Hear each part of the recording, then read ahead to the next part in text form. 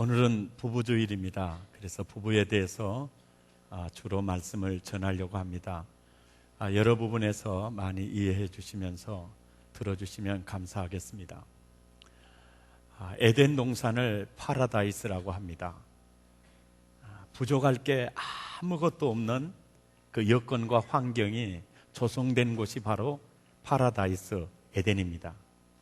그런데 거기에 정말 에덴보다 더 귀중한 것이 결여되어 있음을 하나님이 발견하셨습니다. 그리고 주님이 이런 고백을 합니다. 창세기 2장 18절에 여호와 하나님이 가라사대 사람의 독처하는 것이 좋지 못하니 내가 그를 위하여 돕는 배필을 지으리라. 조금도 부족함이 없는 에덴에서 이 에덴보다 더 귀중한 그 무언가가 비어 있음을 하나님이 아신 겁니다. 그리고 아담아, 이 에덴보다 더 귀중한 선물을 내가 너에게 만들어 주리라고 말씀하신 겁니다. 그리고 바로 아담을 깊이 잠들게 해서 갈빗대를 취해서 하와를 만들지 않습니다. 그 아담에게 정말 에덴보다 더 소중한 배우자에 대해서, 정말 소중하고 귀중한 배필에 대해서 필요성을 느끼도록 하기 위해서 많은 짐승들을 하나님이 전부 아담에게로 이끌어 오십니다. 그리고 소를 보고 말을 보고 호랑이를 보고 사자를 봐요. 그런데 그 소가 암수가 와서 자기들끼리 재밌게 노는 거예요. 근데 소도 암컷이 하니까 수컷도 그래 까꿍 하면서 입맞춤도 하는 거예요. 소웃음 아시죠?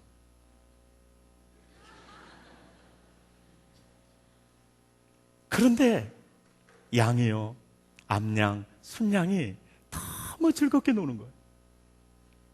이걸 보면서 왜 하나님이 짐승들을 보고 그 짐승들의 이름을 짓게 해요? 그래서 그 이름이 바로 그들의 이름이 되거든요. 그러니까 아담아, 에덴보다 더 귀한 선물이 너에게 필요하구나. 정말 독초하는 게 정말 좋지 않다. 내가 너를 위해 에덴보다 더 귀중한 선물, 배우자를 내가 만들어줄게. 말씀하신 주님이 바로 만들지 않고 짐승들을 다 아담에게로 이끌어와서 짐승들의 모습을 보고 이름을 지으면서 아담이 깨닫는 거예요. 나도 배우자가 있으면 참 좋겠다. 필요를 먼저 느끼게 하셨어요, 하나님이. 참 하나님 그렇게 섬시하고 자상할 수가 없어요. 그래서 왜 이 화제가 바뀌어질까? 독초하는 것이 좋지 못하니 내가 돕는 배필을 지으리라 하고 짐승들을 다 아담에게로 이끌어다 주면서 이름을 먼저 짓게 해요. 그리고 아담을 깊이 잠들게 해서 갈빗배를 취해서 돕는 배필을 지어요. 이걸 보면서 짐승들을 보면서 암과 수의 행복한 그들의 모습을 보면서 자신의 필요를 느끼게 하고 그리고 깊이 잠들게 해서 갈빗배를 취해서 돕는 배필을 지어서 이렇게 아담에게 선물로 줘요. 그래서 에덴보다 더 귀중한 선물이 뭐냐? 배우자예요, 배우자. 아멘 안 하는 사람들은요, 배우자가 선물이요, 왼수요, 왼수. 이게 바로 우리 가정의 불행한 사건이에요. 오늘날 가정이 불행한 것은 부부가 함께 있으면서 소중함을 모른다는 거예요. 서로 불편해하고 서로 다투고 서로 힘들어한다는 거예요. 이게 가정의 불행한 사건이에요. 그런데 오늘 성경은 분명히 말합니다. 에덴보다 더 귀중한 선물은 배우자야. 너의 남편이야. 너의 아내야. 가정이라고 말씀하고 있습니다. 여러분 배우자와의 만남이 우연히 만났다고 생각하시나요? 아니면 여러분이 배우자를 선택했다고 생각하십니까? 아니면 하나님이 짝지어 주셨다고 생각하십니까? 여러분, 이 생각 차이가 어마어마한 차이예요. 오 태양씨와 오 천사씨가 눈에 콩깍지가 씌어서 새끼손가락 얽어 약속하고 결혼을 합니다. 부들부들 떨면서 사랑을 고백합니다. 영원히 당신만을 사랑한다고 세레나데를 불러댑니다.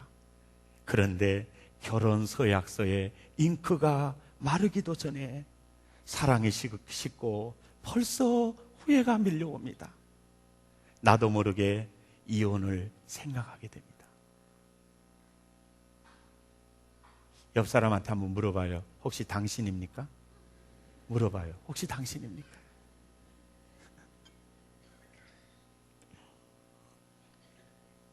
여러분, 근데 왜 이렇게 찾아오느냐? 이게 찾아오느냐? 내가 선택했다고 생각하기 때문에 그래요. 우연히 만났다고 생각하니까 그래요. 그런데 여러분의 남편, 여러분의 아내 절대 우연히 만난 것도 아니고 여러분이 선택한 것도 아닙니다. 창세기 2장 22절에 분명히 말씀해 줍니다. 함께 읽어보지요.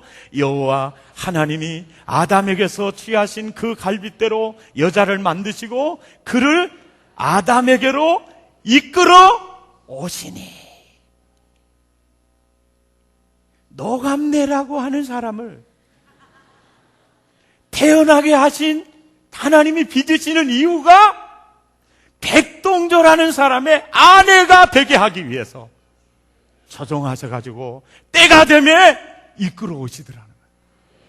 여러분, 배우자는요 하나님의 주도적 사역에 의해서 그분이 내게 허락해 주신 선물이고, 배우자를 허락해 주심으로 가정을 하나님이 주도적으로 역사해 주셨어요. 그가 지으시고 그가 이끌어 오셨습니다. 그가 만나게 하셨어요. 그래서 하나님이 짝 지어주신 것을 사람이 나누지 못할지니라. 여러분, 이게 가정의 기초가 돼야 돼요. 내가 선택한 게 아니에요. 그리고 우리가 우연히 만난 게 아니에요.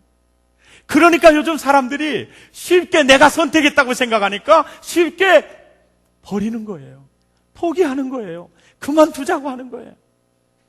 내가 선택한 게 아니에요.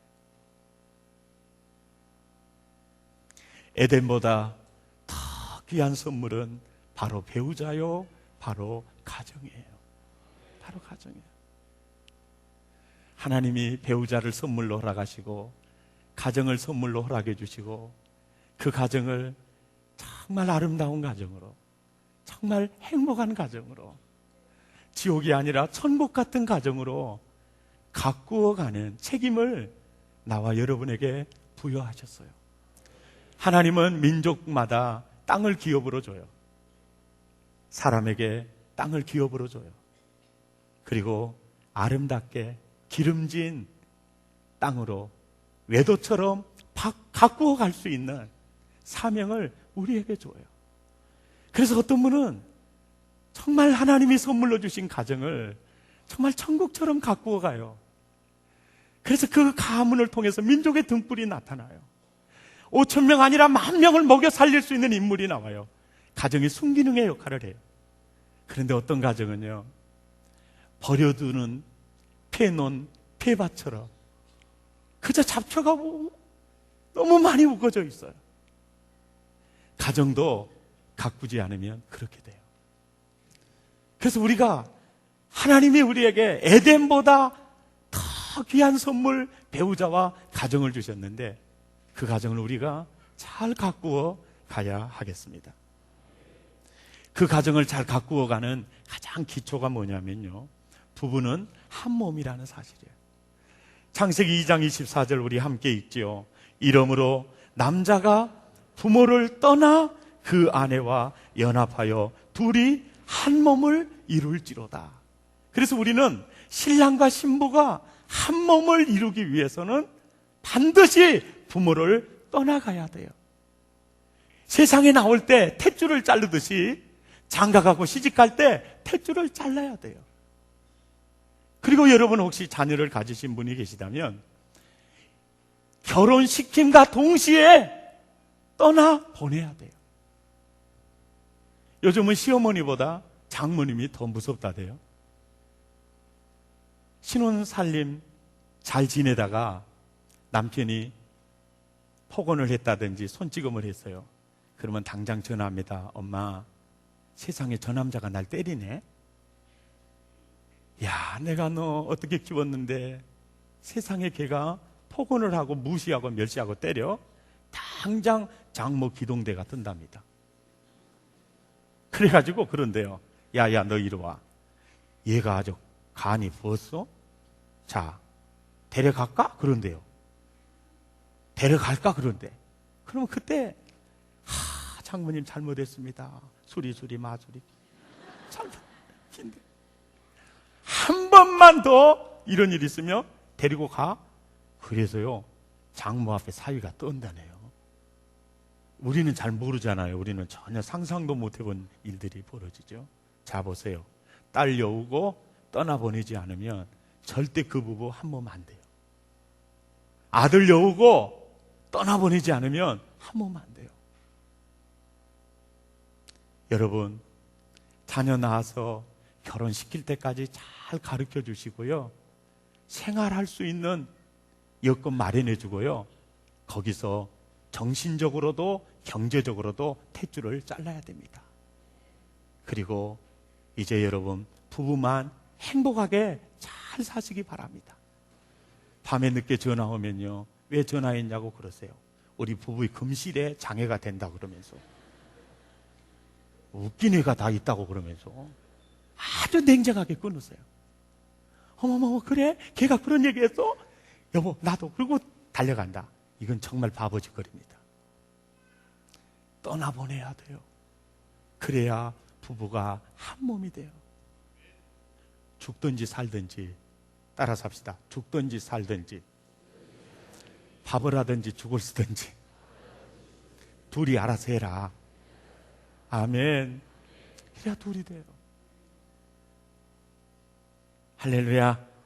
그 둘이 돼요. 어떤 교수님이 참 자기 자신의 가정을 지켜가는 철학을 이렇게 얘기하더라고요. 자기 집은요, 1 더하기 1은 2가 된대요. 1 더하기 1이 될 수가 없대요. 그래서 자기는 1 더하기 1이 이렇게 1이 되기 위해서 자기는 언제나 아내가 막 화를 내거나 아내가 막 확신을 가지고 주장을 하면 자기가 죽어준대요. 자기가 제로가 되어준대요. 그러면 1이 된대요. 또 남편이 확신을 가지고 막 화를 내거나 주장을 하면 아내가 제로가 되어준대요. 그러면 하나가 된대요. 둘이 앉으려고 하면 깨진대요. 깨진대요. 이게 참 지혜예요. 나는 여러분 이런 지혜가 있기를 바랍니다. 죽어줘야 돼요. 그래야 하나가 되는 거예요. 그리고요, 남편과 아내는 하나예요. 떼어서 생각할 수가 없어요. 아픔도 남편의 아픔은 아내 속에서 생각해야 돼. 내가 뭐야, 나는 뭐야, 이렇게 나오면 하나가 안 된 거예요. 그건 있을 수 없는 얘기예요. 나는 뭐냐고. 이건 있을 수 없어요. 남편 안에서 아내를 생각하고 아내 안에서 남편을 생각해야 돼. 그리고 오늘 본문의 마지막 25절을 보세요. 벌거벗었으나 부끄럽지 아니하더라. 남편과 아내는요, 비밀이 없어야 돼요. 여러분 잘 들으세요. 친구가 돈 좀을 꿔주라 그래. 5천만 원이야. 그러면 절대 발처가 기처가 공처가 말 듣더라도, 그래, 오늘 저녁에 집사람과 상의해서 내가 내일 알려줄게, 그래야 돼요. 아주 멍청한 남편들은요, 부인보다 친구가 더 가깝네요. 그래가지고 5천만 원 덜썩 빌려줍니다. 그러면 친구 의상하고 나중에 도장 찍어줬다가 가정이 어렵게 돼요. 경제적으로 어려우면 힘들어지잖아요.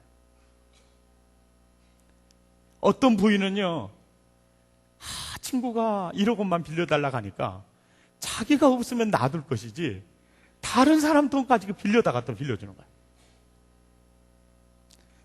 절대 그래서는 안 돼요. 죽어도 그래서는 안 됩니다. 돈을 빌려주는 거, 보증을 서주는 거 반드시 부부가 상의해야 돼요. 혼자는요, 불완전한 존재예요.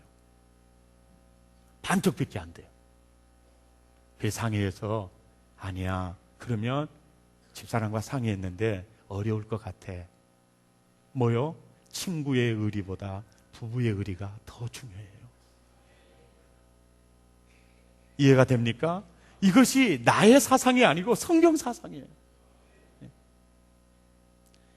부부간에는 비밀이 없어야 돼요. 비밀이 없어야 돼요. 오늘 설교 들으시면서 저라도 되실 분 제가 특허를 드리겠어요. 혼자 되시는 분은 주무셔도 돼요. 아시겠죠? 부부는 하나다. 당신과 나는 떨어져서 생각할 수 있는 존재가 아니다. 하나됨을 굳게 지켜갈 수 있기를 바랍니다.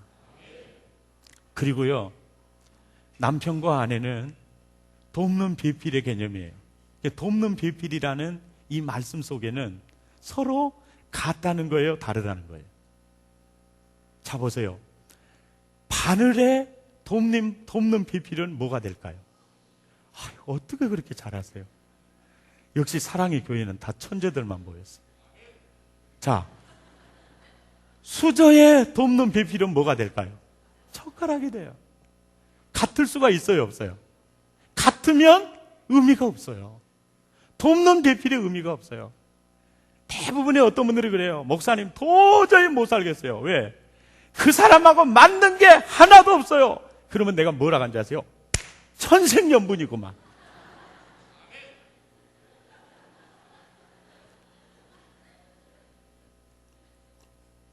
그런데 오늘날 많은 가정들이요, 결혼 딱 하잖아요. 하면 장미는 백합 보고 왜 장미가 아니냐고 불평이에요. 그리고 애쓰고 힘써서 백합을 장미 만들려고 노력하다가 빨리 깨닫고 손든 사람이 지혜로운 사람이에요. 절대 바뀌어지지 않습니다. 백합 남편은요, 장미 부인 보고 왜 백합이 아니냐고 불평하다가 장미를 백합 만들려고 노력하다가 세상에 깨진 사람도 있어요. 여러분, 배우자는요, 돕는 배필은 수저와 젓갈이고 바늘과 실이에요. 전혀 달라요. 그 다름을 알아야 돼요. 다름은 틀린 게 아니에요. 좋아해요, 좋아. 남성과 여성은 보편적으로 다른 게 여러 가지가 있어요. 여자는 모성애가 20살 넘으면 모성애가 발동을 해요. 근데 남자는 부성애가 40 넘어야 발동이 되거든요. 그러니까 20대, 30대 때 만나면 언제나 남편들이 철없게 보여요. 그런데 걱정하지 마세요. 40 넘으면 철들거든요. 근데 어떤 분이 그래요. 아이고, 우리 남편은 45인데 아직도 안 들었대. 그러면 내가 그래요. 조금만 더 기다리라 그래요.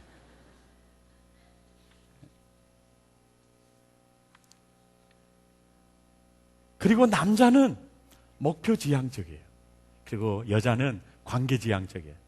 그래서 내가 저 여자 내 아내로 삼아야 되겠다 굳게 마음 먹었을 때는요, 장미꽃 100송이, 200송이, 300송이 더 사가지고 가요. 결혼식 딱 끝나고 신혼여행 딱 갔다 와서는 다른 목표를 설정을 해요. 이제는 처자식 먹여 살리기 위해서 열심히 뛰어들어야 되겠다. 그 목표를 향해 전진해 가요. 그런데 아내는 너무 가까이 있고 싶고 대화하고 싶고 이러고 싶어서 결혼을 했거든요. 그런데 세상에 신혼여행 갔다 오다가 왔는데 벌써 변한 것 같아요. 거들떠보지도 않아요. 그래서 뭔가 좀 얘기 좀 하려고 그러면 그냥 들어와서 누워서 자기 바쁘고 퇴근 시간 늦죠. 그러니까 이 남자가 사랑에 식었나 보다. 그런데 식은 게 아니에요. 이제는 처자식을 먹여 살리기 위해서 사랑의 표현이 다르게 나타나고 있을 뿐이에요. 그러니까 남편들은 그런지를 알고 아내는 관계지향적이니까 더 많은 시간을 내지는 못해더라도 그런 부분을 자꾸 이해하면서 섬겨줄 필요가 있겠죠. 감각 취향도 달라요. 남자는 시각과 미각을 통해서 사랑을 느낍니다. 그래서 결혼한 이후에 결혼 전보다 훨씬 더 화장을 잘해야 되고 뱃살 빼야 돼요. 그리고 허리 사이즈 만들어 가야 돼요. S자요. 결혼하자마자 여자들은 퍼지기 시작해가지고 머리는 완전히 새집 지어놓고 눈에는 눈곱 떠덕떠덕하고, 여러분 빨리빨리 시정하셔야 돼요. 결혼한 이후에 잠옷도 야시야시한 옷을 입고 아모레 고추장도 일가하게 바르고 향수도 좀 칙칙 부르면서 살아야지. 일주일에 한 번씩 샤워하면 안 됩니다. 털 날마다 하고 그래야죠. 이 시각을 통해서. 그리고 아무리 돈 많이 벌어와도요, 미각을 통해서 사랑을 느끼기 때문에 제때에 잘 밥 안 주면요 아주 오해합니다. 남편 무시한다 그러고. 제일로 그게 문제예요. 정말 여러분, 아니야, 남편 들어올 시간 됐어, 저녁 차려 드려야 돼, 그 시간 꼬박꼬박 찾아와가지고요 해주잖아요. 최고의 부인이라고 생각을 해요. 근데 혹시 못 오면, 여보, 오늘 내가 이러한 일이 있어서 오늘 점심 제가 준비 못했는데 이해해 주겠냐고, 아니면 지금 가서 차려 드릴까? 그래서 괜찮아, 잘 놀다 오게, 내가 라면으로 해결하지 할 수도 있지. 그런 게 중요해요. 강아지하고 있잖아요. 강아지, 남자하고 비슷한 점이 상당히 많고요. 그런데 강아지보다 남자가 좋은 이유가 몇 가지 있어요. 돈을 벌어 온다는 것이고, 목욕탕 말고는 어디든지 데리고 다닐 수 있다는 것이고, 간단한 심부름 시킬 수 있다는 게 강아지보다 남자가 좋은 이유고, 또 하나는 생리적 욕구를 해결할 수 있다는 게 이게 또 좋은 이유고, 남자보다 강아지가 더 좋은 이유가 있는데요, 부담 없이 때릴 수 있다는 거. 그리고 두 마리 함께 키울 수도 아무 이상이 없다는 거. 비용이 적게 든다는 거. 외박하고 들어와도요 꼬리치고 환영한다는 거. 이게 남편보다 강아지가 더 좋다는 거예요. 남자와 강아지의 공통점입니다. 첫째, 털이 많다는 점. 먹이는 꼭 챙겨주어야 먹는다는 거. 복잡한 말은 못 알아듣는다는 거. 시간을 내서 놀아줘야 된다는 거. 한 번 버릇 잘못 들면 평생 간다는 거. 밥 먹을 때 건들면 문다는 거. 이게 남자하고 강아지 똑같다고 그래요.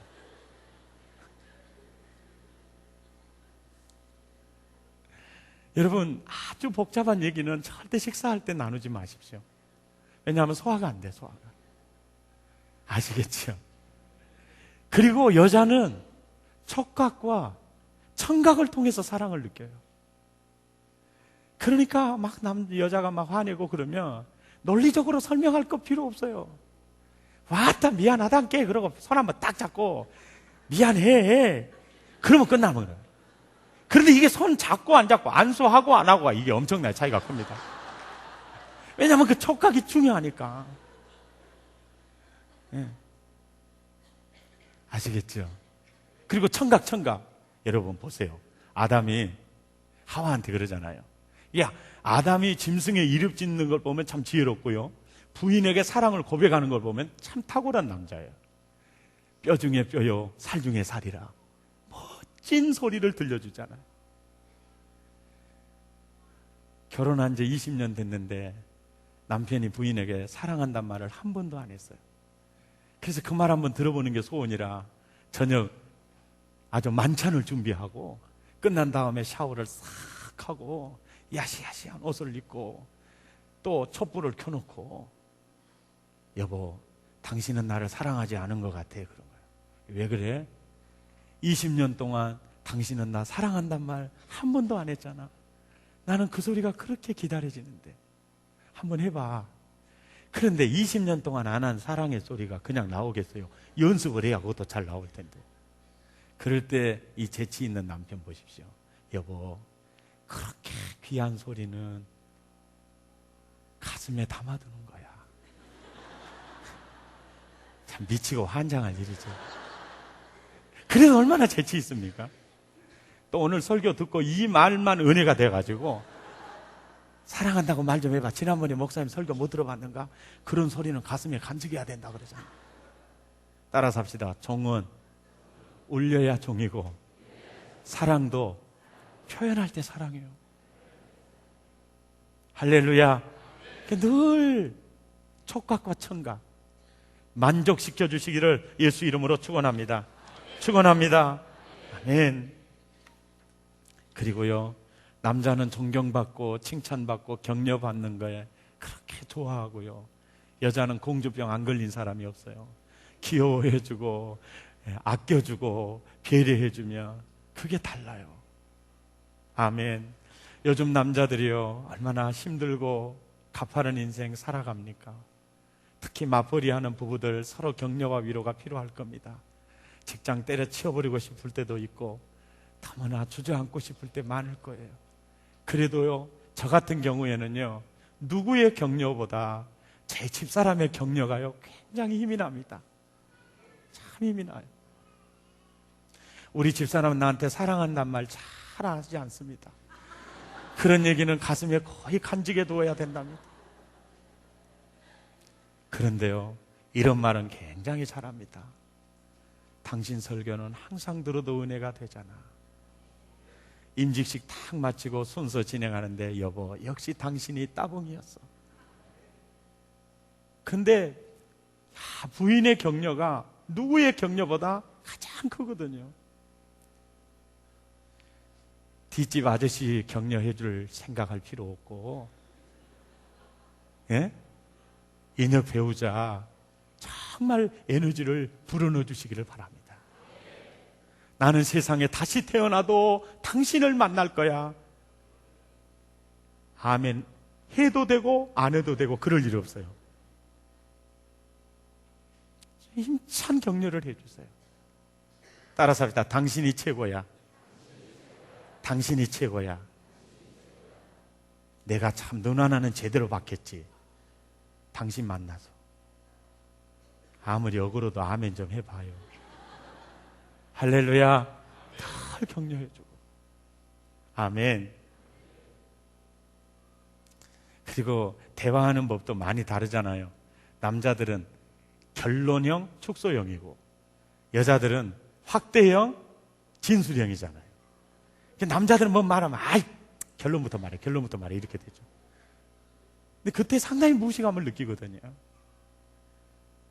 이런 게 서로 많이 다르죠. 이것은 아주 보편적 남성과 여성의 차이고 서로 간에 고유한 차이가 있어요. 성격 유형의 차이가 있어요.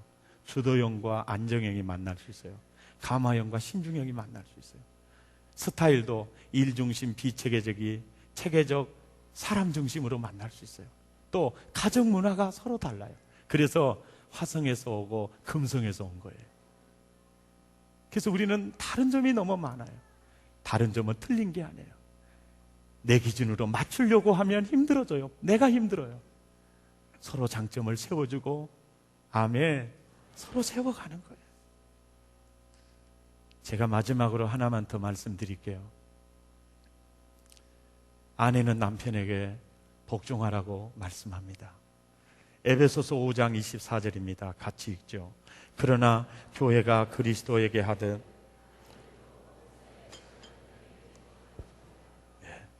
하나님은 그래요. 네 가정 행복하기 원하니? 너 행복하기 원해? 너 잘 살기 원하니? 그러면 너 남편에게 복종해. 사탄은 그러지 않아요. 야, 복종은 무슨 그렇게 띨띨하고 멍청한 남편 복종해서 살림 망하려고? 야, 네가 다스려 그럽니다. 네가 다스려. 이건 사탄이 그래요. 그리고 성경은요, 남편에게 이렇게 말합니다. 에베소서 5장 25절 시작. 남편들아 아내 사랑하기를 그리스도께서 교회를 사랑하시고 위하여 자신을 주심같이 하라. 이게 남편의 책임은요, 예수님이 교회를 위해서 십자가를 지신 것처럼, 십자가에 몸을 내어 희생한 것처럼 아내와 자녀를 위해 남편들아 희생하라 그래요. 사탄은 뭐라고 말하느냐? 야, 희생은 무슨? 네가 군림하라고 그럽니다. 네가 가장인데 군림하라고 그래요. 하나님은요, 예수님처럼 십자가 지라고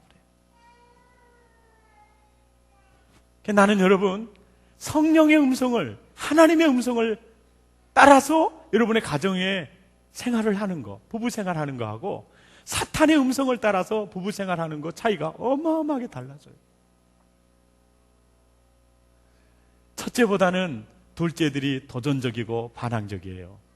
그래서 남편보다 아내들이 더 도전적이고 반항적이고 가정의 헤게모니를 지으려고 그래요. 그리고 뒤에서 계속 사탄이가 아주 그룹으로 네가 다스리라고 후원합니다. 그 함정에 말려들면 가정이 숨기는 가정이 아니라 엮이는 가정으로 무너져 내리게 되어 있어요.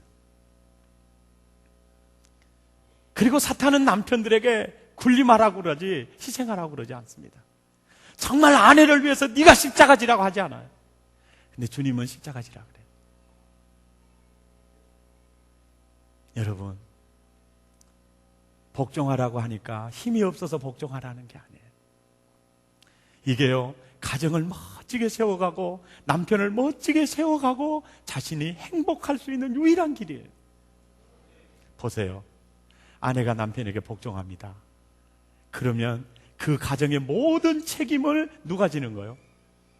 예? 누가 지는 거예요? 예? 남편이 지는 거예요.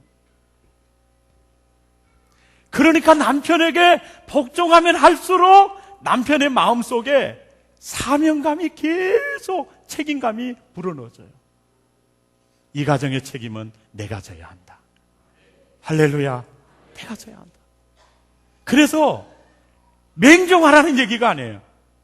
분명히 그 사안에 대해서 여보, 제 생각에는 이렇게 하는 게 좋을 것 같아. 돕는 배필로 또 여자들은 다 직감이라는 쪽집게 은사가 있잖아요. 그걸 통해서 다양한 데이터를 줘요. 여보, 제 생각에는 이래. 제 생각에는 이래. 그러나 이 집의 가장은 당신이야. 당신이 결정해야 돼. 그래서 그분의 결정을 따라야 돼요. 자녀들이 뭐라고 말할 때 너희 아버지와 상의해서 아버지 결정한 대로 해야지. 이렇게 세워가야 돼요. 그러면 가정의 책임을 누가 져요? 남편이 져요. 남편이 져요. 그런데 보세요. 아이고, 지난번에 남편 한번 엎어버렸잖아. 내가 져야 돼. 그래가지고 내가 다스리게 되잖아요. 그래서 아내가 복종하기보다 다스림을 선택하게 되면 남편은 아내를 엄마로 생각하면서 치마폭 속에 들어가게 돼요. 그러면 그 여자는 가정의 책임을 혼자 다 지고 가야 돼요. 그리고 남편에 대한 존경심, 신뢰도가 무너져 내리기 때문에 너무너무 불행해져요. 남편들아, 너는 절대 군림하려고 하지 마. 남편은 책임이야. 예수 그리스도께서 교회를 위해서 십자가를 지듯이 네가 희생해야 돼. 이 말은요, 가장 희생한 사람이 어떤 공동체나 조직에서 리더십의 주도권을 희생하는 사람이죠. 사랑의 교회 리더십의 주도권이 누구에게 있느냐? 가장 희생한 사람에게 있어요. 어느 권사님이 테레사 수녀처럼 그렇게 멋진 예수님 닮은 분이 있어요. 그러면 이 교회는요, 백동조 목사의 설교에 의해서 교회가 움직이는 게 아니라 그 권사님의 삶이 움직여요. 그래서 남편들아, 그리스도께서 교회를 위해서 십자가를 지듯이 희생해야 돼. 네가 십자가 져야 돼. 네가 죽어야 돼. 네가 희생해야 돼.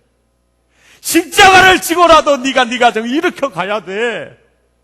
그 말 따라가면 가정의 리더십의 주도권이 남편에게 있게 됩니다. 아멘입니까?